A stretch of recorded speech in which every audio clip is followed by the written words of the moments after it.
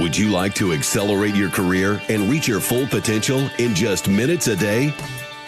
Welcome to the LEADx Show with New York Times best-selling author and Inc. 500 entrepreneur, Kevin Kruse. Hey guys, Kevin Kruse here. Welcome to the LEADx Leadership Show, where we help you to stand out and to get ahead at work. Now, as you know, we like to switch things up here, keep it interesting, and to continue that tradition, today on the podcast, instead of me interviewing an expert guest, we're going to have the guest deep dive into their topic. You see, you'll be hearing audio from a LEADx webinar. Now, of course, there are dozens of great webinars on leadership, management, communication, productivity, and more, all archived in the LEADx app. Just visit leadx.org for more information about our webinar archive. So, enough on the setup, enough background information. Here is Vanya Mathis to introduce our guest and to hand it over to them. Enjoy. Welcome to How Great Leaders Create Engaging Cultures That Maximize Results. Today, you're going to learn the 3 elements of team and organizational culture every leader needs to know, the neuroscience of organizational culture, and best practices leaders can take to develop and maintain an extraordinary team culture. While working on Wall Street, our next guest host observed that differences in the cultures of merging organizations frequently sabotaged post-merger performance. So he decided to study organizational culture in depth and write the books Fired Up or Burned Out and Connection Culture, which he's here to talk more about today. He's spoken about organizational culture at many companies, including Google, Memorial Sloan Kettering Cancer Center, and NASA. Please welcome Michael Lee Stallard.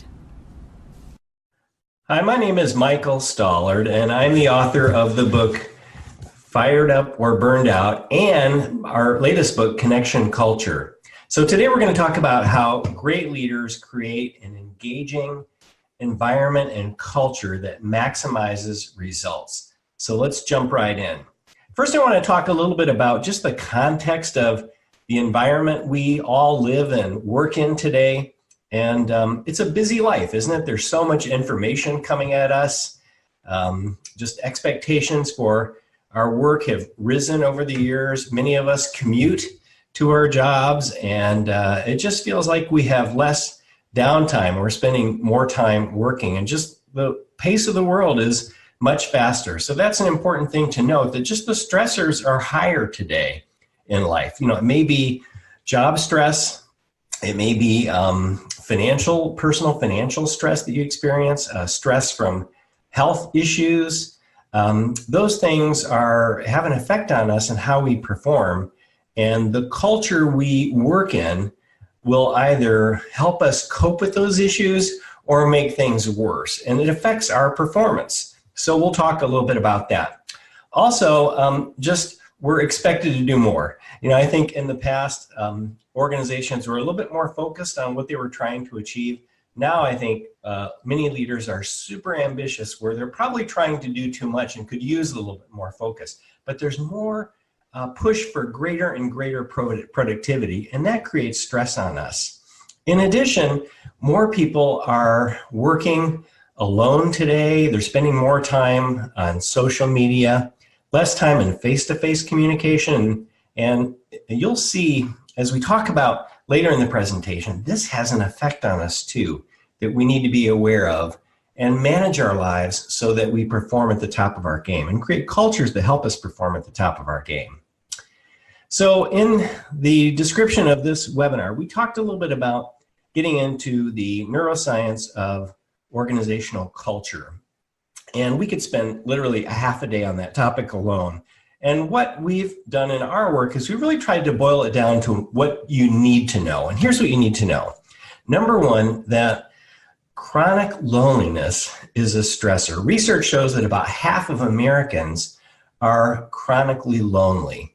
And I would say there's a higher percentage that just doesn't have enough human connection in their lives to perform at the top of their game. And I'm going to explain why in a little bit. But let me just tick through this list and show you when you're in a state of chronic loneliness, or even you're getting less than the connection you need, it has an effect on you. Number one, it makes you more vulnerable to other stressors in your life so that you feel a more intense negative reaction to those stressors. You feel more pain, in other words. Also, the positive things you have in our life that produce positive emotions have less impact if you are lonely or socially isolated or just not getting the connection, human connection you need, because we're hardwired to connect. So that's something you need to be aware of. Also, if you're getting less than the connection you need, you're going to experience greater feelings of helplessness and threat. You just feel like you have less control over your situation, and that's not good. In addition to that, it impairs the cognitive function so that we're less likely to make rational decisions and we're more likely to make rash decisions. In addition, when we don't get the human connection we need, then it affects our sleep. We don't sleep as deeply, it's not as restorative, and that gives us less energy to meet our obligations, our work obligations, and other things we have to do in our lives. And when we don't have that connection and also the less sleep, that makes us less likely to exercise and more likely to eat high sugar, high fat foods as a means to cope because we don't feel good. We start looking for dopamine, essentially, which is it's a chemical that that makes us feel better. It's a source of positive emotions, but it has a very short effect, and it can become addictive so that people are looking for things that produce dopamine all the time. And so that often leads people to addictive behaviors. You know, sugar is a big one, caffeine, it may be engaging on the internet, developing some type of internet addiction. Shopping can be a source of dopamine. There are a number of behaviors that are addictive that produce that dopamine that makes us feel better in the short term, but it's very short before we regret that behavior that is not healthy. And then ultimately, getting less the connection we need in our culture, our environment, can contribute to depression. Although they're different, they're highly correlated. So oftentimes people who don't have that, they're lonely, socially isolated, or just not getting the connections they need, they often struggle with depression. So now the opposite of loneliness and social isolation is rich connection, rich connections in our lives at home and also in the workplace. And Matthew Lieberman, who's a neuroscientist at UCLA, describes connection as a superpower that makes us happier, smarter, and more productive. And that's certainly true, but it also has additional benefits above and beyond that. Just human connection makes us more resilient to cope with the stress in life. And let me tell you why. Because most of those loneliness, the things that we do, it could be, I talked about being attracted to sugar or caffeine, or even it could be exercise or shopping. Those things produce dopamine. That is one source of positive emotion from a neurotransmitter standpoint. The other source is serotonin. Serotonin comes from relationships, things in our diet, like having there are foods in our diet that help produce serotonin. But the primary source is human connection and empathy. When we have that sense of bonding with the people our friends and family outside of work, our coworkers, that produces serotonin. And it's a positive emotion. It's more of one of contentment. It lasts longer. It acts to stabilize the nervous system. So we're less likely to experience anxiety, depression, and addiction. So having this serotonin from connection helps make us more resilient to cope with stress. It also protects us from illness, because when our body is in a state of stress response, because we don't have those connections, it overallocates blood, glucose, and oxygen to the fight or flight systems. In other words, the heart, the lungs, the big muscles, and it underallocates those same resources to the part of the brain called the hippocampus, the digestive system, the immune system, and the reproductive system. So those systems I just mentioned are getting less of the resources, blood sugar, blood glucose, and oxygen, than they need to really be healthy and perform at a higher level for a long period of time. And if we're stuck in that state of stress response, it'll shave years off our lives, as well as affect our performance. So in addition to all these benefits I've listed, scientists have learned, and it was actually about 15 years ago that a group of scientists discovered this enzyme called telomerase. And one of the things that releases telomerase in our body is human connection. And what they found is it helps protect our chromosomes and heal the chromosomes from damage that's done as a result of stress. So it's amazing how human connection, truly is a superpower that helps us in so many ways. And we are hardwired to connect as human beings. We need this in our culture, yet many people are struggling with this today. I think part of it could be just, spending too much time on the internet, on smartphone, working on tasks, but not really connecting. And so it's an important aspect of culture to make sure that we have a balance. We need tasks and results from our work, but we also need that human connection to stabilize us and help us perform at the top of our game for a sustained period of time.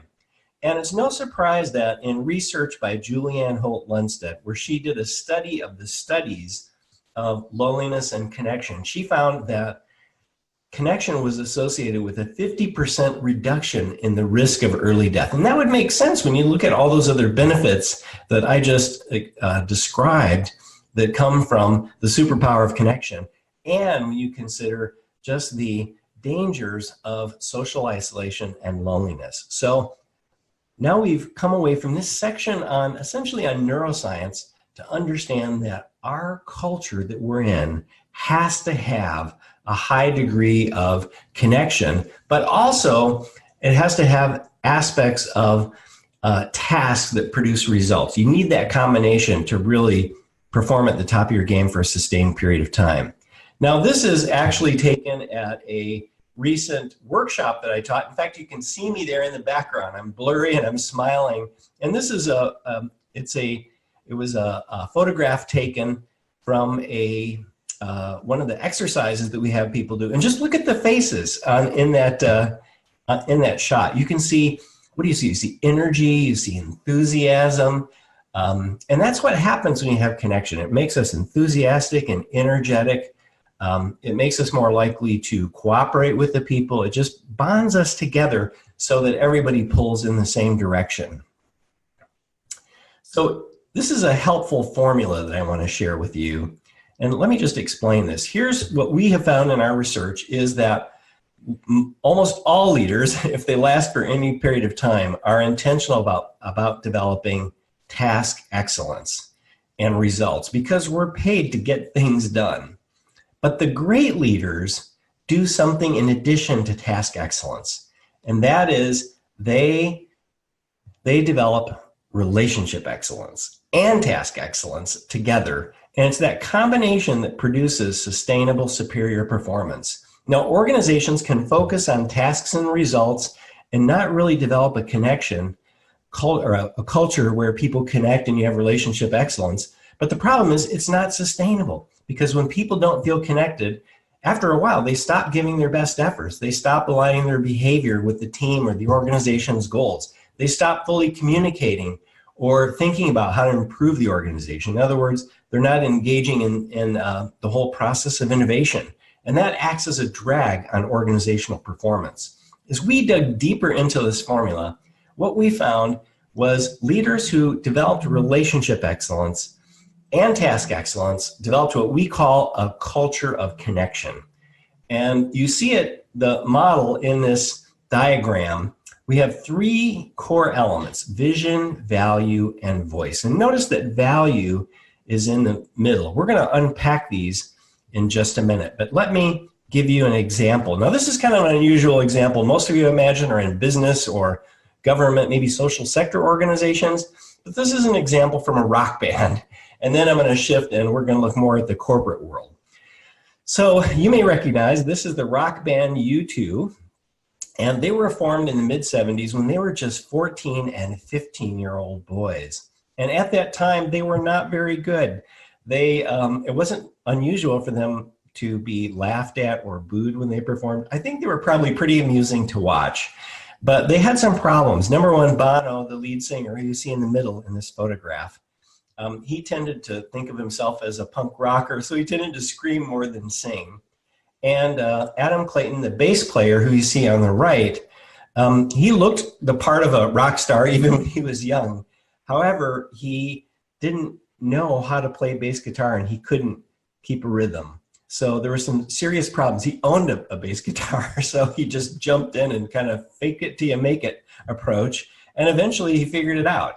But and the band got better. And over time, you see that the band, they have moved from this band that people laughed at to today. They have won more Grammy Awards than any band in history, and they surpassed the Rolling Stones record for the highest revenue producing concert series in history. So they have been phenomenally successful. How did that happen? Well, Bono says that if you look at us, the way we work together is more extraordinary than our music. In other words, he's talking about their culture and the things they do that really create this strong sense of connection. Number one, they split their economic profits 5 equal ways between the 4 band members you see in this photograph and their manager. They also, Bono says that our music is, we're performers and entertainers, but we're more than that. We have a message. Our music is about human rights and social justice. These are things that are important to us. And so we're not just performers and musicians. We're like traveling salesmen. We have a message that we're trying to promote through our music and through our influence when we're off the stage. And that helps draw them together. Secondly, you see, they've really supported each other through the years. When the band first started, within a year afterward, Larry Mullen Jr., the drummer you see in this photograph in the back, he was actually the youngest member of the band. And about that time, his mother was hit and killed in a car accident. It turns out that Bono's mother had died within the previous 2 years. She was attending her father's funeral and had a cerebral hemorrhage and collapsed. Now, Bono grieved the loss of his mother, Iris, alone because his father and brother were so grief-stricken. They really didn't connect and help each other as much through that. So he knew that it was painful to grieve the loss of a parent alone. And so Bono reached out to Larry and said, I know what you're going through, and you're not going to go through this alone. And it created this strong bond between these 2 young men at that time that's very strong even today.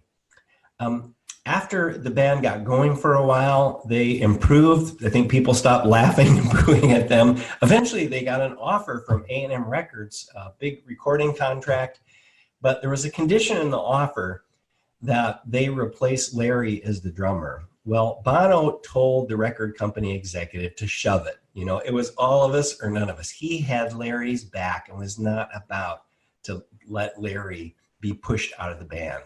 And so they persisted. Eventually, they got other recording offers and went on to be wildly successful. You also see that they've just supported each other through other trials that they've experienced in life.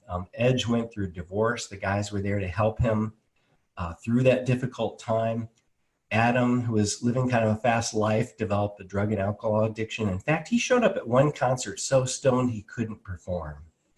And the guys were really upset about that because they have a passion for excellence. And this was a concert they were actually filming. So that fortunately, they had someone in their entourage who could step in and play his part. But it was really a litmus test for them. And they adopted the motto that we're all going to get through this alive. They didn't throw Adam overboard, and they really helped Adam get through his drug and alcohol addiction. I think he's really flourishing today. When you look at pictures of him, he just seems to be in a great place. And then even Bono has gone through some difficult times. I think of one in particular where he received an anonymous note that said, if you sing the song Pride, which is about the Reverend Martin Luther King, most of us know it as In the Name of Love. And if you play that song or perform that song in the concert, I'm going to put a effing bullet through your head. And the FBI told the band, the concert was going to be in the United States, and the FBI told the band that they believed it was a credible threat. But the guys decided they weren't going to back down. They went on stage, they performed that song, and Bono, as he was singing the lyrics, in that song there was a phrase about the bullet that rang out in the Memphis sky that killed Dr. King. And before he sang that, he closed his eyes.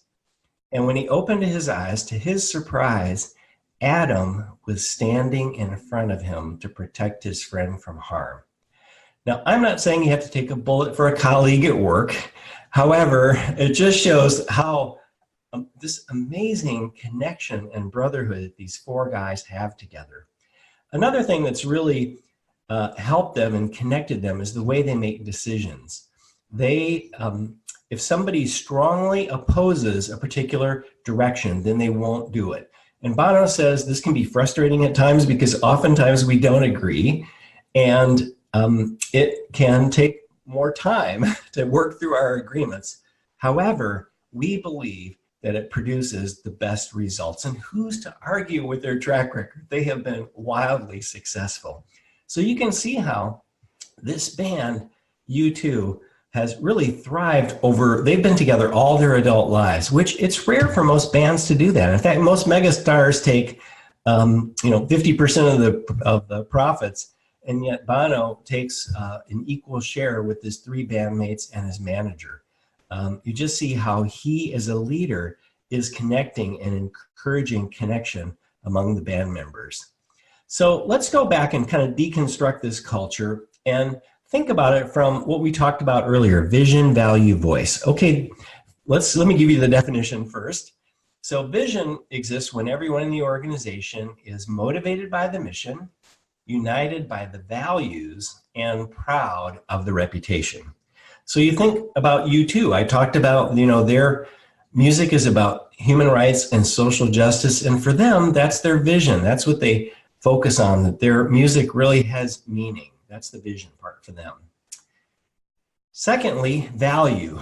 And value is defined as when everyone in the organization, they understand the needs of people, they appreciate their positive, unique contributions, and they help others achieve their potential. And you see it in U2 in terms of how they value one another and sharing their economic profits. They've had each other's backs through difficult times in life.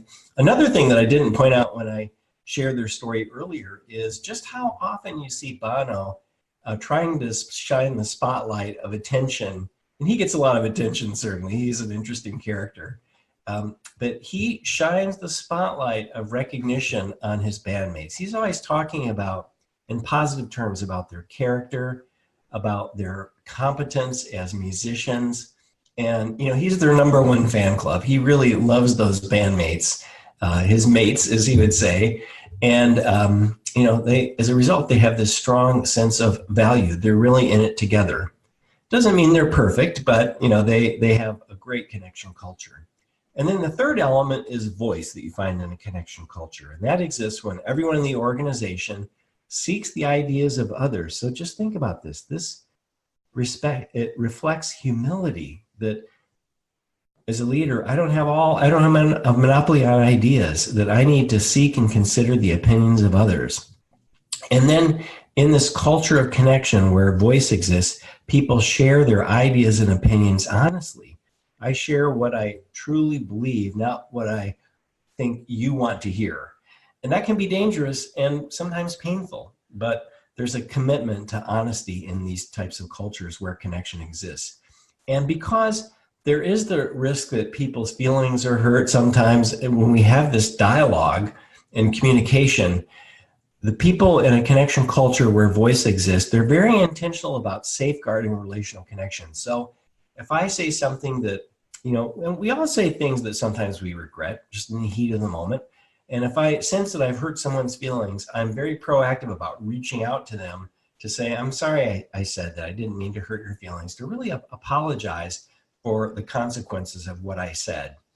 And also, if somebody apologizes to me, I give them the benefit of the doubt. They really didn't mean to hurt me. It was just, we all say things we don't mean sometimes. And so they're very intentional about that, and that helps preserve those connections. So let me just give you we gave you a little mini case study in the Rock Band U2. That's definitely an unusual one. Let me share a case study from one of our client organizations, Memorial Sloan Kettering Cancer Center. Now, my wife, Katie, who works with us as a partner at our firm, Katie was diagnosed with breast cancer in 2003 and advanced ovarian cancer in 2004. And at that time, her chances of survival were less than 10%. And as you can imagine, that was a time where we experienced a lot of anxiety and stress. Katie and I have two daughters who were just 12 and 10 at that time. So I can tell you that I struggled with the thought of losing my beloved best friend, Katie, and also that our daughters would lose this really wonderful mother, and that Katie may not see the girls grow up. And that, just thinking about that, took me to a place of sadness that I had never experienced before. And we knew we had to be aggressive to treat this cancer. So after having her initial rounds of chemotherapy at our local hospital in Greenwich, Connecticut, which is part of the Yale New Haven system, we decided to go to the world's oldest cancer center, Memorial Sloan Kettering Cancer Center in Midtown Manhattan in New York City. And I'll never forget our first trip there. We were walking down the sidewalk, and this doorman locked his eyes on Katie and greeted her like a returning friend. Now, this is in New York City where nobody makes eye contact. So I was a little taken aback. And then I realized that he recognized Katie was wearing a wig. So he was being intentional about reaching out and connecting with a cancer patient who was coming into the doors of Sloan Kettering. And we entered in the reception area, and the receptionist was calling everyone honey. That's also very unusual in Manhattan, as you can imagine. And the security people, the administrative people were wonderful. They were helpful and friendly. And then we met our oncologist, Dr. Marty Hensley. She spent an hour with us, just educating us about the treatment options, answering our long list of questions. Dr. Hensley was upbeat and optimistic. And you know, even though that day when I was walking down the sidewalk, I was expecting to find a culture of death and dying, I discovered a culture of life and living. And it was not like the cultures I had seen working most of my career on Wall Street. It really took me by surprise. And it just made me more optimistic that we could get Katie through this difficult season ahead, even though the odds were long that she would survive.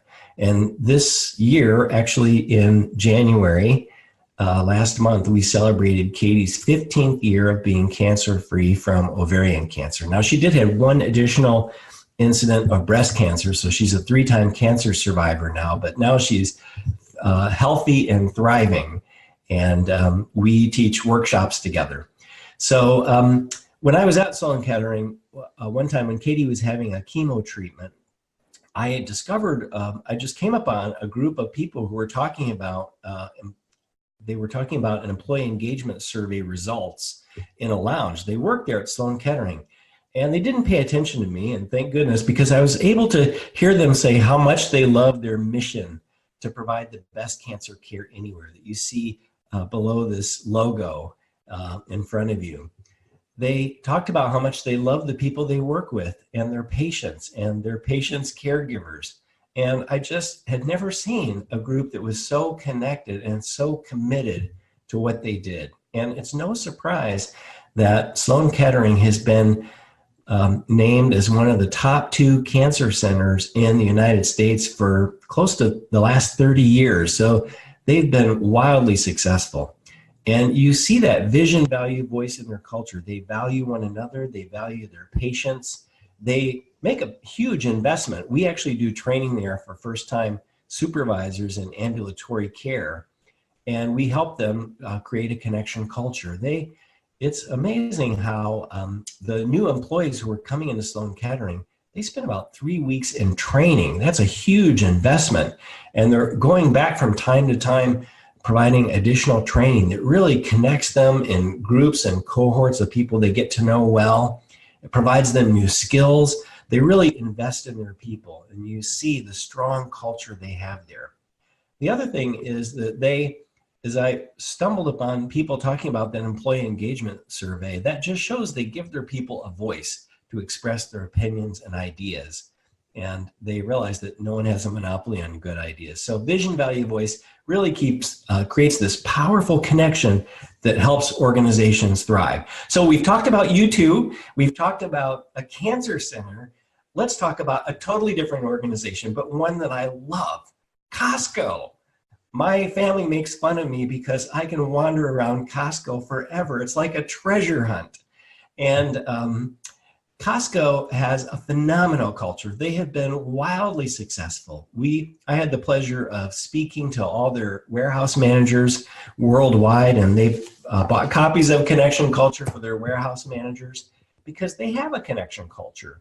And Jim Senegal, the co-founder, longtime CEO, he described their culture to me as do the right thing, which means we obey the law. We take care of our members, which are their customers, because it's a membership warehouse. They take care of their members.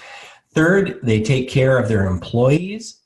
They respect their suppliers. And when they do those following four things, they are financially successful so that they can reward their share owners. And that describes their culture. Now, that's a great vision for them. And it's interesting that their vision really isn't as much about, say, provide the best cancer care anywhere. It's less about mission and a little bit more about values, about how we do what we do, including taking care of our employees, respecting our suppliers, making sure we follow the law. So you see in the Costco culture that they truly value people. Oftentimes, Wall Street analysts will complain to Costco that you're paying your employees too much. You're giving them benefits that are far too generous. But the leaders at Costco say, we believe this is the culture that has made us successful. We don't want to be here just for the next 5 years. We want to be here for the next 50 years. And so we know that if we take care of our employees, number one, it's the right thing to do, and it helps us be financially successful as well. And when you understand Costco's business, and you see some of those operational metrics, like their year-to-year retention of employees is 95%, which is phenomenal compared to most of their competition. They do have a huge economic benefit from doing that, but they do it because it's the right thing to do. And then finally, they give people a voice. When I was speaking to Costco's warehouse managers worldwide in Seattle, they had part of the program, they had people sharing videos from all around the world about innovative ideas they had come up with that will make Costco more efficient, will reduce their costs, and improve their value that they're providing to their members. And it was amazing. These ideas were literally from everywhere around the world. And it was wonderful to see the people. It was, women, people of color. It was just such a mix of people from all around the world who were providing ideas, and they had been celebrated by capturing their idea in video and sharing it with all the warehouse managers worldwide. So that shows that they're seeking and considering the ideas of others. That's the voice element. Vision, value, voice equals connection. Very powerful. Now, there's a deeper layer to what we're talking about, and that is that, let me just take you through this diagram. I call it the character connection thrive chain. A PhD student in the last 2 years did his dissertation research on essentially this chain, which he called the connection value chain, and found empirical evidence to really support that this is true. This really does happen. And let me just take you through this, starting on the left. Now, these are those terms you see under 24 character strengths. They're also, you can think of them as values. They're universal character strengths that give individuals a survival advantage. And when we started looking at the research from the field that discovered these, it's called positive psychology, we could see that, oh my gosh, they've identified vision, value, voice just in more discrete, more atomized terms. So when you cluster these character strengths or values, they really fall into three areas, which is what we saw in the cultures: vision, value, voice. Let me give you an example, just using some leaders we've studied or know. We don't know Steve Jobs, but we've studied him. And I think Steve Jobs, he wasn't the greatest connector in many respects, but when it comes to vision, he may be one of the best connectors of our age. And just think about it. He helped create that Think Different campaign. He was motivated to be an innovator who was going to change the world. He was all about vision. And he had an appreciation. If you look at those character strengths that support vision on the left, in the upper left-hand corner, appreciation of beauty and excellence, Steve Jobs designed, or he had approval for all the designs of Apple products. I remember reading an article in the Wall Street Journal that said he was involved in approving the design of the staircases in the Apple retail stores. How many CEOs do that? He just has a real passion for beauty and excellence. And, he's very future-oriented. He had this hope that they were going to change the world. He was a leader in getting people to rally around that vision. He did not give up. He persevered. He was very disciplined about doing that. He saw this as important. It was kind of part of his spirituality. He wanted to contribute to the world and make a positive mark. And the guy had phenomenal energy, or what the positive psychologists call zest. So you can see that those character strengths support the element of vision that we talked about earlier. So the next cluster of character strengths: fairness, forgiveness, gratitude, humor, kindness, love, social intelligence, teamwork. That supports the character strength of value, or valuing people. And I think of, Jim Sinegal is a great example. When you see Jim Sinegal of Costco interacting with people at Costco, and it doesn't matter if they're, a cashier or a greeter or the now CEO who replaced him, Craig Jelinek, he just connects with people. He loves people, and especially people who work at Costco and Costco members. So he values people. You just see it in the way he treats them and how he has led Costco to really take good care of their employees, despite the pressures from Wall Street always nagging at them to reduce employee compensation and benefits. The third cluster of character strengths: bravery, creativity, curiosity, honesty, humility, judgment, love of learning, perspective, prudence. Those are character strengths that support voice. And one of my favorite leaders who I had the pleasure of doing interviews with was Anne Mulcahy, who was she became CEO of Xerox in 2000 at a time when Xerox was this close to bankruptcy.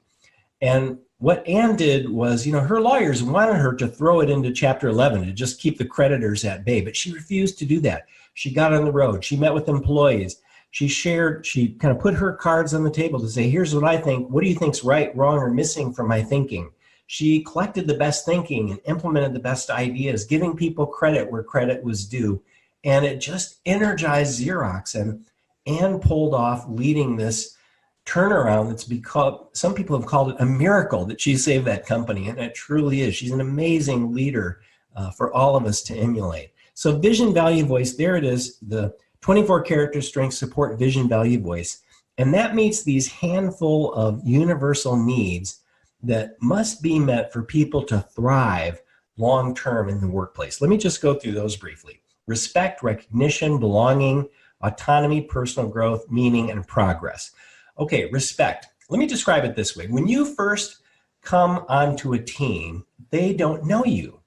They don't know how good you are at what you do. But at a minimum, you expect them to be respectful, because you're a human being. If they're, calling you names or intentionally ignoring you, patronizing you, things like that, disrespecting you, that'll make you unhappy. And you can't perform your best if people are treating you that way. And as you're on the team longer, if they respect you, and you've had a chance to show what you do, you expect to see some recognition, that someone will say, hey, Todd, that was an amazing website you created. And if nobody says anything about your work, you start to wonder, does anybody see what I'm doing? Do they appreciate the effort that I'm putting into my work? If you don't get that, that's not healthy. If you get that, that's going to make you feel more connected to the team. And as you're there longer, you start to develop friendships and people you know well, and you have their back and they have yours. And it just makes you feel good to work on a team like that, where we're just not all competing with one another. We're really competing. We're working together to compete with someone in the outside of the firm, an organization on the outside of the firm. And that when we have that type of culture, it brings out the best in us. So notice those three needs are all based on relationships: respect, recognition, belonging. The next few needs are called task mastery needs. The first one is autonomy. In other words, we need the freedom to do our work. If we have a supervisor who's, always just, focusing on the details, and, they're over managing us and looking over our shoulder all the time, we can't thrive. There's too much bureaucracy or red tape. It's hard to really perform at the top of our game when we have that. But if we have that autonomy, that also helps us feel more connected. The next factor is personal growth. In other words, we're in a role that's a good fit with our strength. Psychiatrists, psychologists, I should say, call this optimal experience, or flow is another term that's used for it. And I think of it this way: when we're doing something that we do well, and there's the right degree of challenge, it's not over challenging so that we're stressed, and it's not under challenging so that we're bored, but it's in that sweet spot of challenge, then we feel a sense of connection to our work. In fact, so much so that we lose ourselves a sense of time, and time flies by when we're working. It's the end of the day and you're like, oh my gosh, it feels like it's 2 p.m. I can't believe it's the end of the day already. I'd like to stay longer and keep working, but I need to get home. So you get the idea. I think most of you have probably experienced that personal growth. And then in addition, we need meaning. If our work helps people in some way, or we're excited about it. Maybe I think of somebody who works at a company that makes guitars like Fender or Gibson guitars, and they love music. Maybe they're a musician. Then that's going to be meaningful to them. And that also helps them thrive over the long term. They're going to be more likely to push through obstacles that they run into. They're going to have more energy. They're going to have more commitment to their work, and it just helps them thrive. And that has to be coupled with progress. So it can't be just, we're doing our work that we expect will help people. We need to see that it actually does help people. And that's the progress element. And so those needs, when they're met, make people feel connected. They feel connected to their supervisor, to the people they work with, and to their work. And that helps them thrive. And that moves us to the next column to the right, which is individuals who have connection. And think back to what I talked about earlier. They have serotonin, but they also have dopamine and other neurotransmitters and hormones that help them thrive. And so you see greater wellness, greater well-being, greater trust, cooperation, and all those benefits that are listed. And no surprise, if individuals in the organization are thriving, then the organization, move one column to the right, is also thriving. So you see employee engagement is higher, strategic alignment, better decision-making, all of these benefits that help the organization thrive, or team thrive, or department thrive. And by the way, this applies to your home too. This isn't just work. This is all of life is organized like this, because this is the way we're wired as human beings to connect. Okay, the benefits of connection culture, and I mentioned these briefly earlier, but let me just tick through them one more time. Number one, when you feel connected in your culture, you have a cognitive advantage. It's the superpower that makes you smarter, happier, and more productive. Secondly, when you feel connected, you give your best effort as a human being. That's called employee engagement. Employees who feel connected also align their behavior with the team and the leaders and the organization's goals. So in some organizations, you find that people maybe are engaged, but they're going in different directions. So the organization, as a result, doesn't make as much progress. But when you have engagement and alignment, you really have powerful progress towards your objectives and results. Also, employees who feel connected communicate more, and that helps decision makers make better decisions. And finally, they care about the organization, so they devote time and think about how do we improve our work, and that's innovation. It's another way of saying innovation.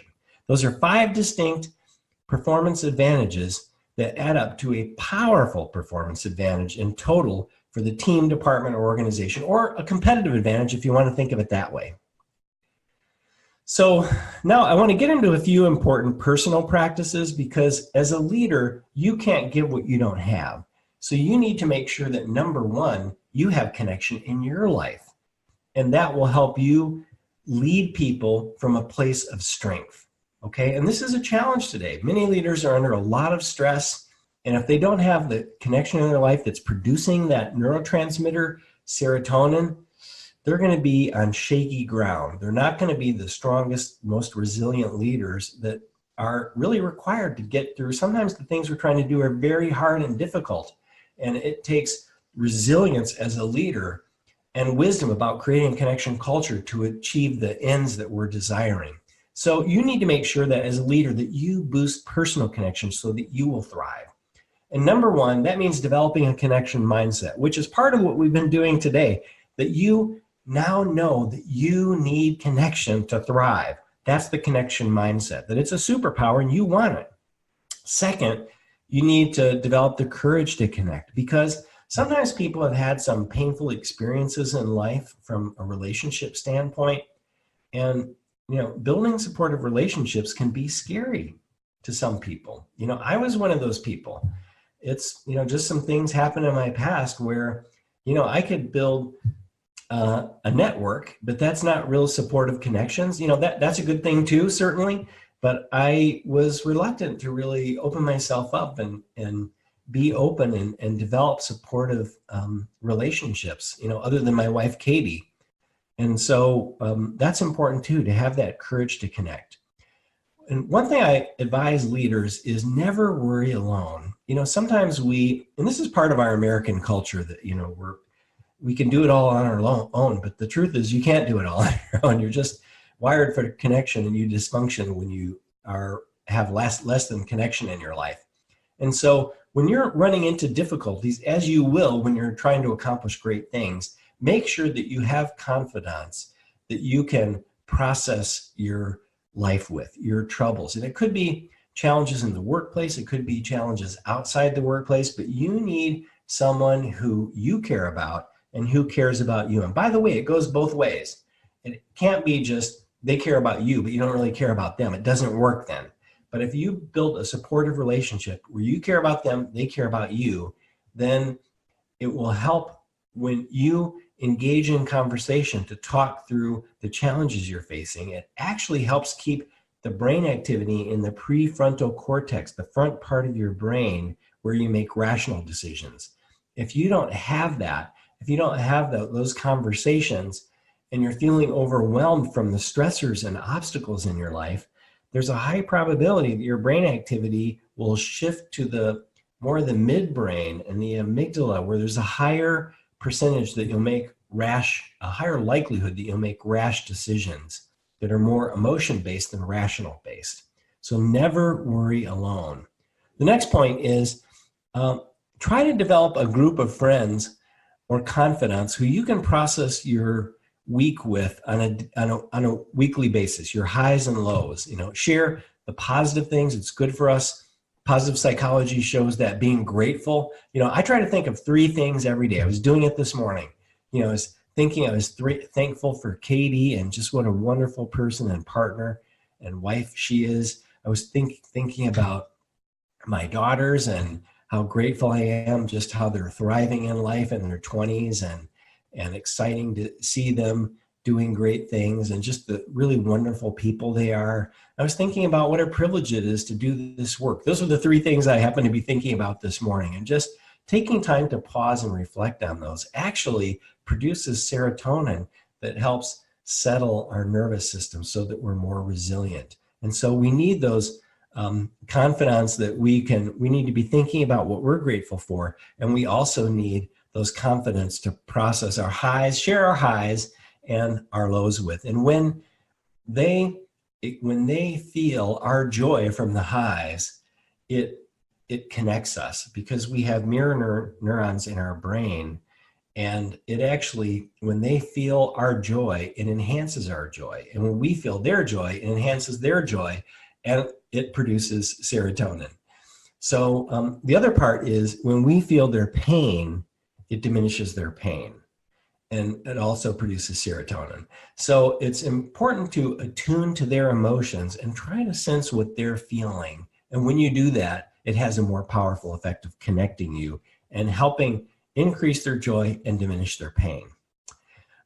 Frances Hesselbein, who's been a friend and mentor and one of my heroes, Frances turned around the Girl Scouts of the USA. Peter Drucker once called her the greatest leader he had ever worked with, which is really saying something since he had worked with Alfred Sloan, who started General Motors, and Dwight D. Eisenhower. So pretty impressive that he thought Frances was the best leader he ever met.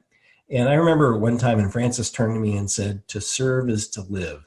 And boy, that just describes her life. When we serve others, it connects us.